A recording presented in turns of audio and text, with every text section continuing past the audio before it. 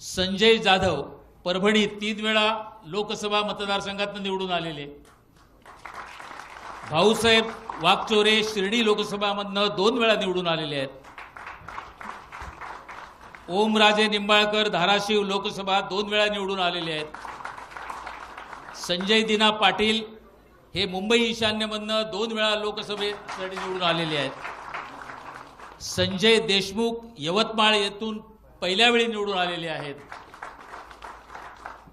नागेश पाटील आष्टीकर हिंगोली लोकसभेमधनं पहिली वेळा निवडून आलेले आहेत. ते तर आपल्याविषयी सांगतील, पण पहिली गोष्ट मी विनंती करेन, शिंदेसाहेब या सर्व कार्यक्रमाच्या बाबत ही सर्व मीडिया जी काय उत्सुक आहे त्यांना आपण मार्गदर्शन करावं आणि आपण त्यांना सांगावं. त्याच्यानंतर आपल्या पुढील कार्यक्रमाला सुरुवात करता येईल.